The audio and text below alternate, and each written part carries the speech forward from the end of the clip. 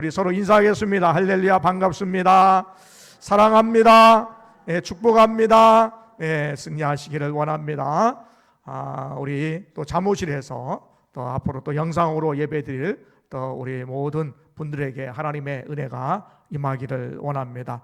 오늘은 재림을 준비하는 성도의 자세 8번째 시간입니다. 서로 위로하는 힘, 바로 재림 신앙에 대한 말씀을 함께 나누기를 원합니다. 어제 우리 전주지방의 두함교회에서는 제70주년 순교 추모 예식과 순교 기념관 개관식이 있었습니다. 1950년 10월 19일에 윤임래 집사님과 포함한 23명의 성도들이 두함교회에서 순교한 것을 우리가 추모하는 그러한 시간을 갖게 되었습니다. 공산당의 그러한 그 협박에 의해서 예배실이 교회가 폐쇄가 되었고 예배 중지 명령이 내려지게 되었습니다. 그러나 윤임래 집사님과 성도들은 교회를 지켰습니다. 공산당이 윤임래 집사님에게 협박을 하죠. 예수를 믿지 않는다고 얘기하면 살려주겠다라고 얘기할 때에 나는 지금 죽어도 천국에 갈 수 있으니 죽음이 두렵지 않다. 이를 또 예수를 믿으라라고 오히려 전도하게 되었습니다. 윤임래 집사님의 그러한 첫째 아들은 김용은 전사님이었는데 반역죄로 체포가 되었고, 둘째 아들인 김용채 집사님은 공산당의 총에 맞고 치료를 받다가 죽게 되었습니다. 공산당은 칼로 무릎을 꿇고 기도하던 윤임래 집사님의 목을 쳐서 죽였습니다. 이후에 교회를 불태웠고 또 성도의 집 4채를 불태우게 되었고, 또 불에서 나오는 윤임래 집사님의 아들 김성곤을 몽둥이로 때려 죽였습니다. 그리고 다른 가족들을 우물에 집어넣어서 수장시켰습니다. 그 당시에 학생회장이었던 김용술 씨는 옷이 다 벗긴 상태로 죽게 되었고, 모두 23명의 성도들이 순교를 당하게 되었습니다.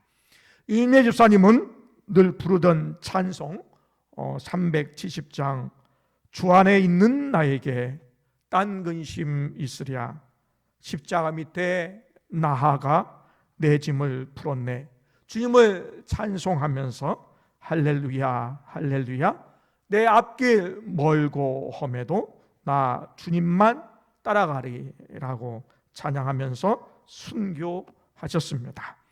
예수님의 재림 그리고 부활 사건을 우리가 믿기 때문에 당당하게 담대하게 순교할 수 있는 것이죠. 여러분, 사랑하는 사람과 이별한다는 것은 큰 슬픔입니다. 우리가 아무리 믿음이 좋아도요, 사랑하는 가족이나 친한 친척이나 또한 친구와 이별하는 것은 정서적으로 큰 충격입니다. 사랑하는 사람을 잃은 것은 내 신체 일부를 잃은 것과 같은 그런 마음의 슬픔이 있습니다. 이 슬픔의 고통이 사라지기까지는 어떤 사람은 몇 달 동안 걸리기도 하고, 어떤 사람은 몇 년이 걸리기도 하고, 또 어떤 분들은 평생 그 아픔 가운데 살아가는 사람도 있습니다. 당시 데살로니가 교회 교인 중에는 자신이 살아있는 동안에 예수님이 재림하실 것으로 기대했던 사람들도 있었습니다. 그래서 일터를 버리고 하늘만 쳐다보며 살았던 사람들도 있었습니다. 그런데 예수님의 재림이 지체되면서 예수님의 재림이 되기 전에 먼저 죽는 사람이 생기기 시작했습니다. 그러면서 의구심이 생기게 되었는데, 예수 믿고 죽은 사람은 어떻게 되는가? 예수님이 재림하신다면 죽은 사람들은 어떻게 되는가? 그들을 다시 볼 수 있을까라고 하는 의심이 생기게 되었습니다. 바울은 13절에 이렇게 얘기합니다. 형제들아, 자는 자들에 관하여는 너희가 알지 못함을 우리가 원하지 아니하노니 이는 소망 없는 다른 이와 같이 슬퍼하지 않게 하려 함이라 그랬습니다. 사랑하는 사람과 이별하는 것은 슬픈 일입니다. 사랑하는 사람과 이별하는데 슬프지 않은 사람은 비정상적입니다. 바울은 슬퍼하는 것을 금하지는 않았습니다. 슬퍼하는 것은 자연스러운 일입니다. 슬픈 일을 만날 때에 잠시 우는 것도 정서적으로 건강하게 된다라는 이야기도 있습니다. 예수님도 사랑하는 형제 나사로가 죽었을 때에 우셨습니다. 무덤 곁에서 우셨습니다. 사랑하는 사람이 죽으면 자연히 슬프지만 성도의 슬픔은 차이가 있다라는 것입니다. 성도의 슬픔은 소망이 없는 슬픔이 아니기 때문입니다. 지금 사랑하는 사람과 이별하지만 다시 볼 수 있다는 소망을 가진 슬픔을 가졌기 때문입니다. 이런 슬픔 가운데 소망을 가진 것은 믿지 않는 사람들과 다르다는 것을 보여주고 있습니다. 13절과 14절과 15절에 있는 말씀에 자는 자들에 대해서 이야기하고 있습니다. 성경은 죽은 것을 잔다 이렇게 표현하고 있습니다. 우리나라에서도 누가 돌아가시면 영면하셨습니다 이렇게 얘기를 하죠. 죽은 것을 완곡하게 표현을 이렇게 한 것을 알 수가 있습니다. 어떤 사람들은 이 사람의 죽는 것을 노동을 하다가 일하다가 잠시 휴식하는 것으로 이해하는 사람도 있습니다. 그러나 본문에서 성경에서 이야기하는 죽음은 일시적인 죽음을 이야기하고 있습니다. 즉 죽었다가 깰 때가 있다라는 것이지요. 잠시 주무세요 라고 하고 그 다음날 아니면 조금 있다가 일어나세요 라고 하는 것과 같은 잠시 자는 것과 같은 것이 죽음이다. 성서적으로 이렇게 이야기합니다. 예수님은 회당장 야이로의 딸이 죽었을 때에 잔다 하시고 그 소녀에게 달리자고 소녀야 일어나라 라고 그렇게 선포하셨습니다. 그리고 살리셨습니다. 나사로가 죽었을 때도 나의 사랑하는 형제 나사로가 죽었느니라 라고 한 것이 아니라 잔다 라고 이렇게 이야기를 했습니다. 그래서 내가 깨우러 가노라 제자들에게 말씀하셨습니다. 여러분, 믿는 자에게 소망이 왜 있을까요? 바로 예수님이 부활하셨기 때문입니다. 14절에 있는 말씀을 우리 한번 같이 읽기를 원합니다. 14절입니다. 시작. 우리가 예수께서 죽으셨다가 다시 살아나심을 믿을진대 이와 같이 예수 안에서 자는 자들도 하나님이 그와 함께 데리고 오시리라. 아멘. 예수 그리스도의 부활하심이 우리에게 소망이 있다라는 것입니다. 예수님이 부활하셨기 때문에 소망이 있는 것이죠. 여러분, 기독교의 복음의 핵심은 뭐냐면 예수 그리스도의 부활입니다. 두 가지를 얘기하면 예수 그리스도의 십자가의 고난과 부활입니다. 예수님이 죽으시고 그냥 가만히 계셨던 것이 아니라 죽음 가운데 다시 살아나셨습니다. 부활하셨습니다. 예수님이 부활하셨다는 것은 죽은 자들을 다시 살리실 수 있다라는 것이에요. 그래서 예수님의 부활이 중요하다는 거예요. 그래서 복음은 부활의 핵심이다라는 것입니다. 우리가 믿을진데 무엇을 믿어요? 예수님이 다시 살아나심을 믿는 것입니다. 예수 부활을 믿는 것입니다. 그래서 우리가 서로 위로할 수 있는 힘이 생긴다라는 것이죠. 15절에 있는 말씀에 우리가 주의 말씀으로 너희에게 이것을 말하노니 주께서 강림하실 때까지 우리의 살아남아 있는 자도 자는 자보다 결코 앞서지 못하리라 말씀하고 있습니다. 예수를 믿고 죽은 자들이나 예수를 믿고 살아있는 자들이나 부활의 몸으로 함께 복을 누리게 된다라는 거예요.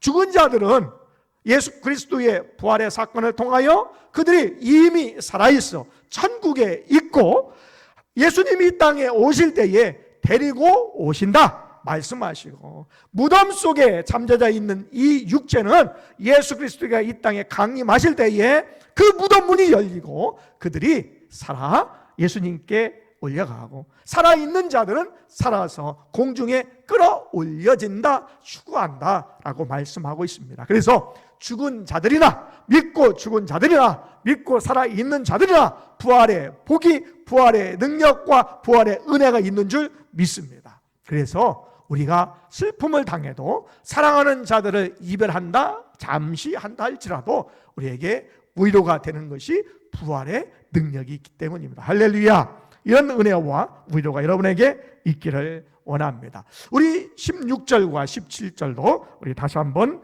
읽겠습니다. 시작. 주께서 호령과 천사장의 소리와 하나님의 나팔 소리로 친히 하늘로부터 강림하시리니 그리스도 안에서 죽은 자들이 먼저 일어나고 그 위에 우리 살아남은 자들도 그들과 함께 구름 속으로 끌어올려 공중에서 주를 영접하게 하시니 그리하여 우리가 항상 주와 함께 있으리라. 아멘.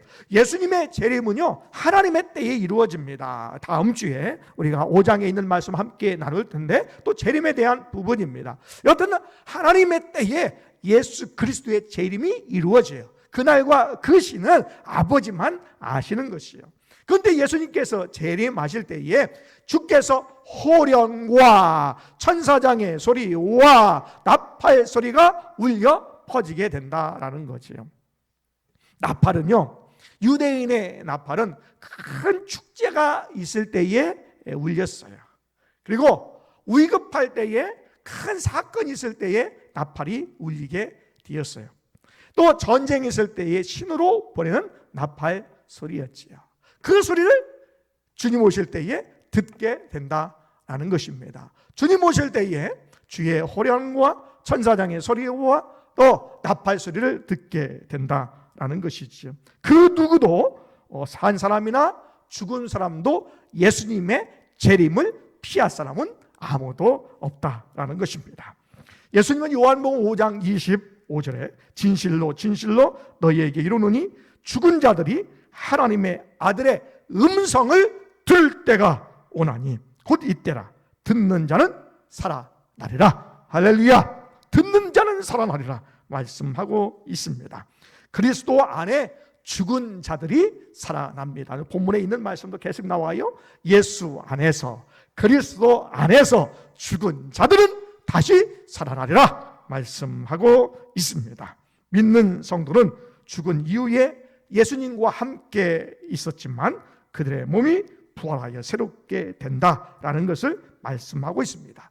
고린도전서 15장 51절과 52절에 있는 말씀에도 보라 내가 너희에게 비밀을 말하노니 우리가 다 잠잘 것이 아니요 마지막 나팔의 순식간에 호련히 다 변화하리니 나팔 소리가 나매 죽은 자들이 썩지 아니할 것으로 다시 살고 우리도 변화하리라. 할렐루야. 호령이 나고 천사들이 말하고 나팔을 불면 예수님이 다시 오시고 죽은 자들이 새로운 몸으로 무덤에서 일어나게 될 것입니다. 제임스 밀톤 블랙이라는 사람이 있습니다. 이분은 작곡가로 명성을 날리고 또 찬송가에 공헌을 했던 그러한 인물입니다. 이분이 1893년에 미국의 어느 교회에서 학생의 교사로 봉사를 하고 있었습니다. 이 거리를 이렇게 어느 날 나가게 되었는데 이 허름한 집 현관 앞에 한 소녀가 허름한 옷을 입고 있었습니다. 이 소녀에게 교회에 나와라 이렇게 권유를 하게 되었습니다. 그런데 이 소녀는 배씨인데 이 배씨가 머뭇거리고 대답을 못하고 있는 것이에요. 봤더니 이 소녀가 교회는 나가고 싶은 마음이 있는데 자기의 옷이 남루하기 때문에 선뜻 교회에 나가고 싶어요 라고 대답을 못한 것이죠. 그 이튿날 이 블랙이라는 사람이 새 옷과 또 신발을 준비해서 이 소녀에게 선물로 주었습니다. 그 다음 주일부터 이 벳이라고 하는 소녀가 교회에 열심히 나오게 되었습니다. 또 교회 일에 최선을 다하게 되었습니다. 어느 날 학생의 헌신 예배를 하게 되었는데 출석을 부르게 되었습니다. 출석을 부르는데 호명을 하는데 이 소녀가 대답을 하지 않은 거예요. 그날 교회에 오지 않은 것입니다. 알아봤더니 이 소녀가 장티푸스에 걸려서 나중에는 이 소녀가 이제 죽음을 맞이하게 되는데 이 제임스 몰턴 블랙이라고 하는 사람이 그 호명하면서 생각이 들었고 이 소녀가 죽어가면서 생각이 들었어요. 주께서 강림하실 때에 나의 이름을 부를 때에 내가 대답할 수 있을까? 라고 하는 생각을 하게 되었다는 것입니다. 그래서 집에 가서 여기에 맞는 그러한 시가 무엇일까 찾아봤는데 찾지를 못하다가 하나님께서 갑자기 은혜를 주셔가지고 찬송시를 15분 만에 쓰게 됐는데 그것이 우리가 설교 후에 함께 부를 찬송가 180장에 있는 말씀입니다. 찬송입니다. 하나님의 나팔소리 천지 진동할 때에 예수 영광 중에 구름 타시고 나팔 불 때에 나의 이름 부를 때에 잔치 참여하겠네 라는 것입니다. 이 찬송가의 원 제목은 롤콜입니다. 이것은 뭐냐면 호명하는 거예요. 여러분 학교에서 누구 왔냐 이름 부르잖아요. 호명하잖아요. 또 교회 학교에서 공각 공부하기 전에 이름을 부르잖아요. 호명하는 거죠. 이 호명하듯이 예수님께서 오실 때에 우리의 이름을 부르신다라는 거예요. 예수님께서 오실 때에 여러분의 이름을 부를 때에 여러분이 대답을 할 수 있느냐라는 것입니다. 주님 다시 오실 때에 우리 알 수 없으니 항상 기도하고 깨어 있어서 기쁨으로 보좌 앞에 우리 나가서도록 그때까지 참고 기다리겠네. 나팔 불 때에 나의 이름 부를 때에 나팔 불 때에 나의 이름 부를 때에 잔치 참여하겠네. 주님이 호령과 천사장의 소리와 나팔 소리가 들려질 때에 주님이 나의 이름을 부를 때에 여러분 대답할 수 있기를 원합니다. 죽은 자들이 무덤에서 일어난 후에 살아 이 땅에 남은 신자들도 구름 속으로 끌어올려 저 공중에서 예수님을 맞이하게 됩니다. 끌어올린다라고 하는 것은 나파레라고 하는 라틴어인데 이것은 끌어올린다라는 뜻이고 사도행전 23장에 있는 말씀에 궁중 앞에서 군중들을 통하여서 바울이 폭행을 당해서 죽을 처지에 있을 때에 천사장이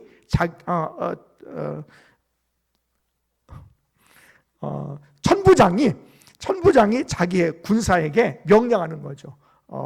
이 바울을 건져내라는 거예요. 궁중에서 죽게 됐을 때에 끌어내듯이 우리가 공중에 올려가는 것, 휴가하는 것은 그라는 거지. 긴급하게 끌어올려간다라는 것을 이야기하고 있습니다. 그래서 살아서 믿는 자는 주께서 우리를 끌어올려 휴가해서 공중에서 구름 속에서 주님을 만나게 해 주십니다.